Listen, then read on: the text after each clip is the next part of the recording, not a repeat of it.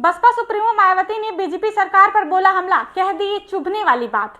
Bahujan Samaj party की राष्ट्रीय अध्यक्ष मायावती ने अपने भतीजे आकाश आनंद को पार्टी से निकालने के बाद बीजेपी पर जमकर हमला बोला।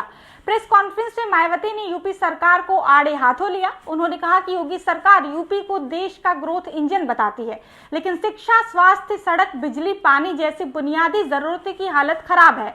मायावती ने एमपी बीजेपी मंत्री के बयान पर भी निशाना साधा, जिन्होंने सरकारी योजनाओं के लाभार्थियों को भिखारियों की फौज कहा था। उन्होंने इसे गरीबी विरोधी और जातिवाद राजनीति बताया और बीजेपी के केंद्रीय नेतृत्व की चुप्पी पर सवाल भी उठाया। जंगलों से साफ हो रहा नक्सलवाद, लेकिन शहरी केंद्रों में जड़े जमा रहा। विपक्ष पर भी जमकर बरसे पीएम मोदी। प्रधानमंत्री नरेंद्र मोदी ने कहा कि जंगलों से नक्सलवाद का सफाया हो रहा है, लेकिन अब ये शहरी इलाकों में पैर जमा रहा है।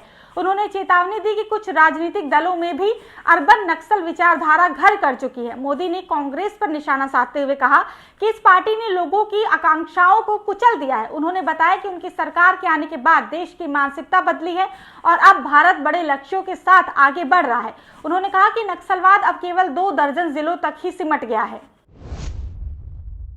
गुजरात में कांग्रेस को मजबूत करने मैदान में उतरेंगे राहुल गांधी। राष्ट्रीय अधिवेशन से पहले कार्यकर्ताओं से संवाद। राहुल गांधी गुजरात में कांग्रेस को मजबूत करने के लिए सक्रिय होंगे। अगले माह होने वाले राष्ट्रीय अधिवेशन से पहले वो 2 दिवसीय दौरे पर गुजरात जाएंगे। इस दौरान वो प्रदेश के नेताओं और कार्यकर्ताओं से संवाद करेंगे और पार्टी की रणनीति तैयार करेंगे। पिछले विधानसभा चुनाव में आम आदमी पार्टी के कारण कांग्रेस को नुकसान हुआ था। अब सवाल उठ रहा है कि क्या कांग्रेस और आपका गुजरात में गठबंधन होगा। राहुल गांधी युवा चेहरों पर भरोसा कर रहे हैं और कांग्रेस को फिर से खड़ा करने के लिए नई रणनीति भी बना रहे हैं। बरसाना में होली खेलने पहुंचे सीएम योगी। राधा रानी मंदिर में की पूजा, भक्तों पर बरसाए फूल। सीएम योगी आदित्यनाथ शुक्रवार को मथुरा दौरे पर पहुंचे। उन्होंने बरसाना की लड्डू होली से ब्रज के रंगोत्सव का शुभारंभ किया। ब्रजवासियों को संबोधित करने से पहले सीएम ने राधा रानी के दर्शन किए और मंदिर में पूजा अर्चना की। योगी आदित्यनाथ 7 से 9 मार्च तक वेस्ट यूपी के दौरे पर रहेंगे, जिसमें ब्रज की विश्व प्रसिद्ध होली में भाग लेंगे। मेरठ और नोएडा को कई बड़े तोहफे भी दिए जाएंगे। सीएम ने भक्तों पर पुष्प वर्षा की और सभी को होली की शुभकामनाएं भी दी। साथ ही गोविंद बल्लभ पंत की पुण्यतिथि पर श्रद्धांजलि अर्पित की। भाजपा राज्य में स्वास्थ्य सेवाएं बदहाल। अखिलेश बोले मरीज और तीमारदार इलाज के लिए दर दर भटक रहे हैं। समाजवादी पार्टी के अध्यक्ष अखिलेश यादव ने भाजपा सरकार पर स्वास्थ्य सेवाओं की खराब स्थिति को लेकर निशाना साधा है। उन्होंने कहा है कि अस्पतालों और मेडिकल कॉलेजों में डॉक्टर, नर्सिंग स्टाफ और संसाधनों की भारी कमी है। गरीबों को इलाज और दवाएं नहीं मिल पा रही हैं और मरीज दर दर भटकने को मजबूर हैं। अखिलेश यादव ने आरोप लगाया कि सरकार के पास केवल झूठे आश्वासन है। उन्होंने कहा कि मेडिकल कॉलेजों में शिक्षकों और स्टाफ की कमी है और स्वास्थ्य विभाग में भ्रष्टाचार और कमीशनखोरी फैली हुई है। भाजपा की नीतियों के कारण प्रदेश की जनता त्रस्त हो चुकी है। योगी आदित्यनाथ और बीजेपी सरकार पर मायावती का हमला, क्या बीएसपी के बाउंस बैक का संकेत है? मायावती का तेवर तो वही है, लेकिन अब उनका निशाना बीजेपी पर है। पहले कांग्रेस और गांधी परिवार पर हमला बोलने वाले बीएसपी सुप्रीमो ने अब यूपी के मुख्यमंत्री योगी आदित्यनाथ को कटघरे में खड़ा कर दिया है।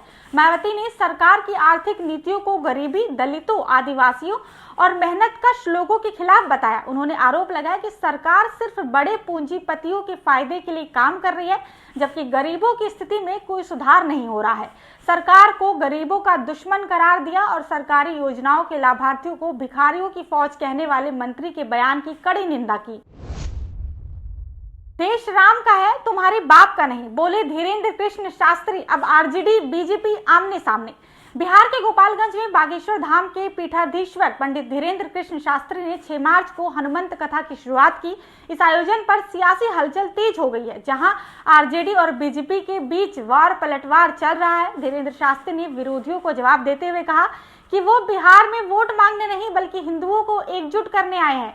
उन्होंने कहा, राम के राष्ट्र में राम की कथा को कैसे रोक सकते हो? ये देश राम का है, तुम्हारे बाप का नहीं। आरजेडी विधायक प्रेम शंकर प्रसाद ने कथा को वोट बैंक की राजनीति बताया, जबकि बीजेपी ने इसे हिंदुओं की आस्था से जोड़कर पलटवार किया है। पीएम मोदी 2.5 लाख महिलाओं को देंगे वित्तीय मदद, महिलाएं ही संभालेंगी सुरक्षा की जिम्मेदारी। प्रधानमंत्री नरेंद्र मोदी अंतर्राष्ट्रीय महिला दिवस पर गुजरात के नवसारी में लखपति दीदी कार्यक्रम में 1 लाख से अधिक महिलाओं को संबोधित करेंगे। पीएम मोदी 25,000 से अधिक स्वयं सहायता समूहों की 2.5 लाख महिलाओं को 450 करोड़ रुपए की वित्तीय सहायता प्रदान करेंगे। ये कार्यक्रम पूरी तरह महिला पुलिस कर्मियों द्वारा संचालित होगा, जिसमें 2,165 कांस्टेबल, 187 इंस्पेक्टर, 61 सब इंस्पेक्टर और अन्य अधिकारी शामिल होंगी। पीएम मोदी गुजरात दौरे में 2,587 करोड़ की परियोजनाओं का उद्घाटन और शिलान्यास करेंगे, जिसमें 450 बिस्तरों वाला नमो अस्पताल और 62 अन्य परियोजनाएं भी शामिल हैं। महाकुंभ ने नाविक समाज की भरी झोली, अब नया व्यवसाय शुरू करने की होड़। 1,000 से अधिक को मिला था प्रशिक्षण। प्रयागराज के महाकुंभ में आस्था के साथ आर्थिक उन्नति का संगम भी देखने को मिला। खासकर नाविक समाज ने महाकुंभ के दौरान जमकर कमाई की। 45 दिनों तक चले आयोजन में 1.5 करोड़ से ज्यादा श्रद्धालुओं ने नौका विहार का आनंद लिया, जिससे नाविकों की आय कई गुना बढ़ गई। योगी सरकार ने महाकुंभ से पहले नाविकों को विशेष प्रशिक्षण दिया था, जिसमें कौशल, आपदा प्रबंधन और डिजिटल पेमेंट शामिल थे। नाविक संघ के अध्यक्ष पप्पू लाल निषाद के अनुसार हर नाविक की 8-9 लाख रुपए की कमाई की। अब कई नाविक बेटी की शादी, नया घर और नई नाव खरीदने जैसे सपनों को साकार कर पा रहे हैं। संभल में सरकारी जमीन पर अवैध कब्जे के खिलाफ बड़ी कार्रवाई। 17 कब्जेदार होंगे बेदखल, मचा हड़कंप।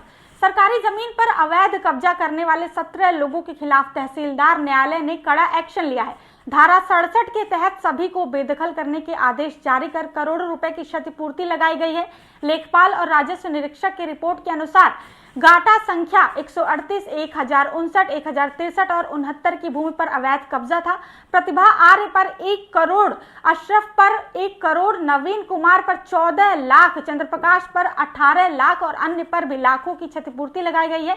तहसीलदार धीरेन्द्र सिंह ने कहा कि जल्द ही सरकारी भूमि को अतिक्रमण मुक्त कराया जाएगा। सीएम योगी ने पंडित गोविंद बल्लभ पंत को दी श्रद्धांजलि। पंत पार्क में किया माल्यार्पण।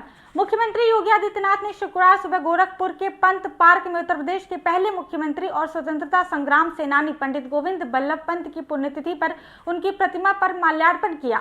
मुख्यमंत्री के आगमन को लेकर गोरखपुर विकास प्राधिकरण और नगर निगम के अधिकारी पूरी रात तैयारियों में जुटे रहे। पंत पार्क में आदकमद प्रतिमा पर पुष्पांजलि अर्पित करने के बाद सीएम योगी ने जनप्रतिनिधियों को भी संबोधित किया। योगी आदित्यनाथ ने पंडित गोविंद बल्लभ पंत को श्रद्धांजलि देते हुए उनके योगदान को याद किया और उनके आदर्शों पर चलने का आह्वान किया। यूपी की महिलाएं यूएन हाउस में बताएंगी जल जीवन मिशन से आए बदलाव की गाथा। उत्तर प्रदेश के बुंदेलखंड में जल जीवन मिशन के जरिए आए बदलाव को अब दुनिया भी देखेगी। जल जीवन मिशन से लोगों के जीवन में आए सकारात्मक परिवर्तन को बताने के लिए 5 महिलाएं शुक्रवार को नई दिल्ली के यूएन हाउस में जल विशेषज्ञों के सामने प्रस्तुतिकरण देंगी।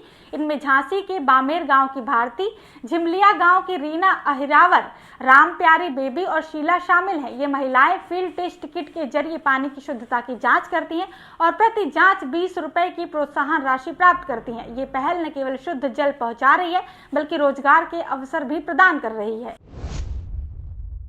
हाईकोर्ट के आदेश के अधीन होगा शराब की दुकानों का आवंटन। 7 अप्रैल को होगी सुनवाई। इलाहाबाद हाईकोर्ट की लखनऊ खंडपीठ ने शराब की दुकानों की लॉटरी के जरिए आवंटन पर आदेश पारित करते हुए कहा है कि ये प्रक्रिया न्यायालय के अंतिम निर्णय के अधीन रहेगी। कोर्ट ने राज्य सरकार को 4 सप्ताह में जवाब दाखिल करने का निर्देश दिया है। मामले की अगली सुनवाई 7 अप्रैल को होगी। सीतापुर के रामचंद्र व अन्य ने 6 फरवरी 2025 के शासनादेश को चुनौती दी थी। याचिकाकर्ताओं का कहना है कि लॉटरी प्रक्रिया से आवंटन नियमावली के नियम 5 का उल्लंघन है। कोर्ट ने याचिका खंडपीठ में सुनने का फैसला किया है। लखनऊ में बड़ी ठंड, बनारस में कल से बढ़ेगा तापमान। मौसम में अचानक आए बदलाव ने गुरुवार रात लखनऊ सहित उत्तर प्रदेश के कई जिलों में ठंड का एहसास बढ़ा दिया। लखनऊ में न्यूनतम तापमान 10 डिग्री सेल्सियस दर्ज किया गया, जिससे लोगों को ठिठुरना पड़ा। अधिकतम तापमान भी गिरकर 27 डिग्री सेल्सियस पर पहुंच गया। सतही हवाओं की रफ्तार 15-25 किलोमीटर प्रति घंटे रही, जिससे बाराबंकी, कानपुर, गोरखपुर, वाराणसी, मेरठ और अन्य जिलों में ठंडी हवाओं का असर महसूस हुआ। मौसम विभाग के अनुसार शुक्रवार को लखनऊ में अधिकतम तापमान 28 डिग्री और न्यूनतम 11 डिग्री सेल्सियस रहने की संभावना है। 7 से 12 मार्च तक मौसम शुष्क रहेगा, लेकिन रात में ठंड बरकरार रह सकती है। कांग्रेस की तरह भाजपा सरकार भी नहीं कर रही वंचितों का भला। मायावती ने यूपी बजट पर उठाए सवाल।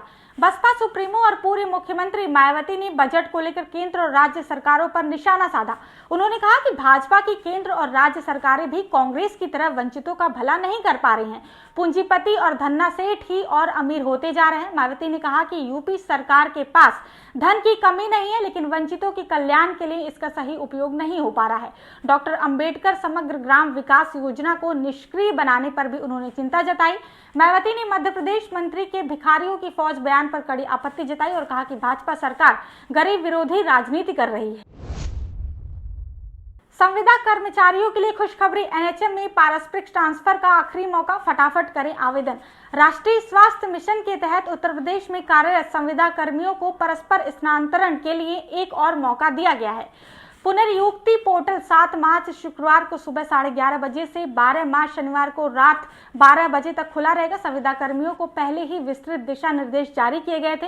ये अंतिम अवसर माना जा रहा है। साथ ही अंतर्राष्ट्रीय महिला दिवस पर सभी जिलों में मिशन शक्ति मेले का आयोजन होगा। बालिकाओं की सुरक्षा, सम्मान और स्वावलंबन के उद्देश्य से इन मेलों में आत्मरक्षा ट्रेनिंग, महिला सशक्तिकरण और शैक्षिक उपलब्धियों का प्रदर्शन भी किया जाएगा। मथुरा की लठमार होली में सुरक्षा संभालेगी मेरठ पुलिस। होली पर हुड़दंग कर माहौल बिगाड़ा तो जाना पड़ेगा जेल। मथुरा में होली और लठमार होली के आयोजन में इस बार श्रद्धालुओं की भीड़ बढ़ने की संभावना है। सुरक्षा व्यवस्था के लिए मेरठ से 35 पुलिस और यातायात पुलिस कर्मियों को मथुरा भेजा गया है। इनमें महिला पुलिसकर्मी भी शामिल हैं। ये दल 6 मार्च से 10 मार्च तक सुरक्षा व्यवस्था संभालेगा। होली पर हुड़दंग और माहौल बिगड़ने की आशंका को देखते हुए पुलिस ने तैयारी शुरू कर दी है। एसपी सिटी आयुष विक्रम सिंह ने स्पष्ट किया है कि माहौल बिगाड़ने वालों पर सख्त कार्रवाई होगी। जुमे की नमाज को देखते हुए मुस्लिम धर्मगुरुओं से भी संपर्क किया जा रहा है। शांति समिति की बैठकें आयोजित कर सुरक्षा योजना बनाई जा रही है। मेरठ में पार्किंग के बदले नियम, अब कर्मचारी पहनेंगे वर्दी। जाने कितने रुपए में मिलेगा पार्किंग स्पॉट।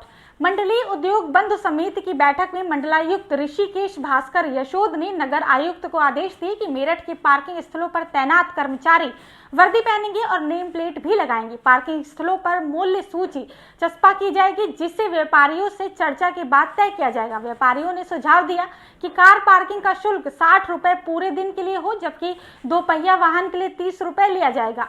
सराफा बाजार को आवासीय से व्यवसायिक क्षेत्र घोषित करने के लिए भौगोलिक परीक्षण किया जाएगा। नगर निगम को बाजार को अतिक्रमण मुक्त करने और बेकार टेलीफोन के खंभों को हटाने का आदेश भी दिया जाएगा। दिल्ली मेरठ एक्सप्रेसवे पर पुलिस का बड़ा एक्शन, 10 वाहनों के काटे 2 लाख के चालान, 24 घंटे तैनात रहेंगे पुलिसकर्मी। दिल्ली मेरठ एक्सप्रेसवे पर पुलिस ने बुधवार को 2 पहिया वाहनों पर कार्रवाई करते हुए 10 वाहनों के 2 लाख रुपए के चालान काटे।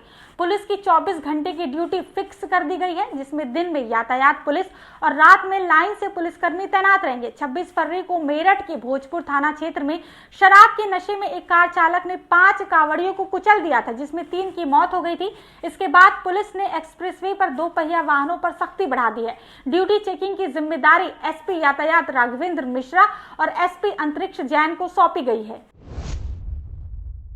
औरंगजेब पर अबू आजमी के बयान को लेकर भड़के अखाड़ा परिषद के अध्यक्ष रविंद्र पुरी, पीएम मोदी से कर दी ये मांग। सपा नेता अबू आसिम आजमी के औरंगजेब को अच्छा शासक बताने पर विवाद बढ़ता जा रहा है।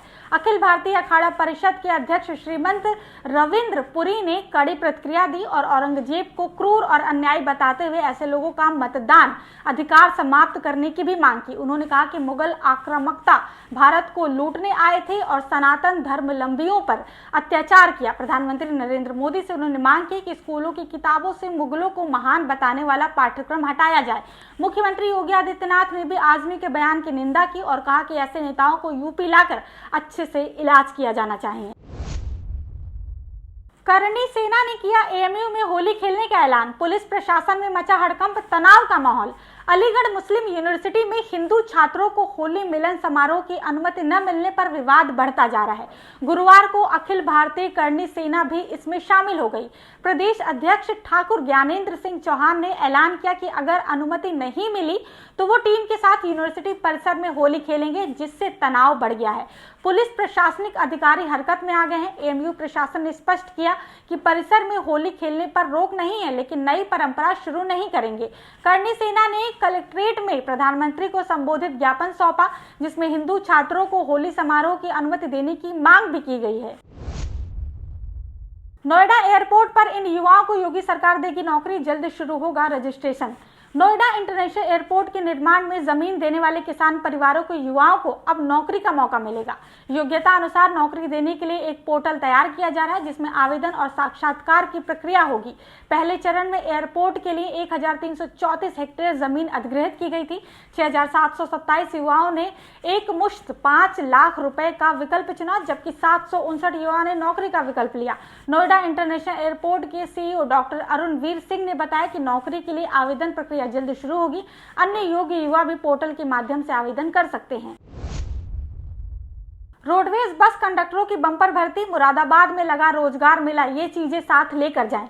उत्तर प्रदेश परिवहन निगम मुरादाबाद परिक्षेत्र में संविदा चालकों की भर्ती कर रहा है। ये भर्ती प्रक्रिया हर बुधवार को सभी डिपो पर आयोजित होगी। इच्छुक अभ्यर्थी अपने नजदीकी डिपो में जाकर आवेदन कर सकते हैं। पात्रता और योग्यता: शैक्षिक योग्यता न्यूनतम 8वीं पास, आयु सीमा 23 वर्ष 6 माह से 58 वर्ष तक, अनुभव 2 वर्ष पुराना, भारी वाहन चलाने का लाइसेंस अनिवार्य। शारीरिक योग्यता: न्यूनतम ऊंचाई 5 फुट 3 इंच, आवश्यक दस्तावेज पासपोर्ट साइज के 2 फोटो, आधार कार्ड की प्रति, सभी दस्तावेजों में जन्मतिथि और पिता का नाम समान होना चाहिए। यूपी में खुला नौकरियों का पिटारा, 10 से 24 मार्च तक लगेगा रोजगार मेला, फटाफट करें आवेदन। उत्तर प्रदेश के मऊ जिले में बेरोजगार युवाओं को रोजगार का सुनहरा मौका मिलने वाला है। जनपद के सभी ब्लॉकों पर रोजगार मेले का आयोजन किया जा रहा है, जहां SIS इंडिया लिमिटेड के तत्वाधान में युवाओं को नौकरी मिलेगी। पद और योग्यता की बात की जाए तो सुरक्षा सैनिक, हाई स्कूल पास, लंबाई 168 सेंटीमीटर, उम्र 19 से 40 वर्ष तक। सुपरवाइजर, इंटर पास, लंबाई 170 सेमी, उम्र 19 से 40 वर्ष। प्रशिक्षण के बाद युवाओं को बनारस के होटलों, मंदिरों, रेलवे, मेट्रो और हॉस्पिटल में नौकरी मिलेगी। नौकरी में PF, ASIO, पेंशन सहित अन्य सुविधाएं भी दी जाएंगी। CAPF असिस्टेंट कमांडेंट भर्ती के लिए आवेदन प्रक्रिया शुरू, 357 पदों पर निकलेगी वैकेंसी। संघ लोक सेवा आयोग ने central armed police force examination 2025 के लिए नोटिफिकेशन जारी किया है। इच्छुक और योग्य कैंडिडेट्स 25 मार्च 2025 तक UPSC की आधिकारिक वेबसाइट upsc.gov.in पर आवेदन कर सकते हैं। वैकेंसी विवरण: कुल पद 375, योग्यता किसी भी मान्यता प्राप्त यूनिवर्सिटी से ग्रेजुएशन, आयु सीमा 20 से 25 वर्ष। परीक्षा तिथि: लिखित परीक्षा 3 अगस्त 2025। एडमिट कार्ड परीक्षा से कुछ दिन पहले जारी होंगे। आवेदन और अन्य जानकारियों के लिए UPSC की आधिकारिक वेबसाइट विजिट करें।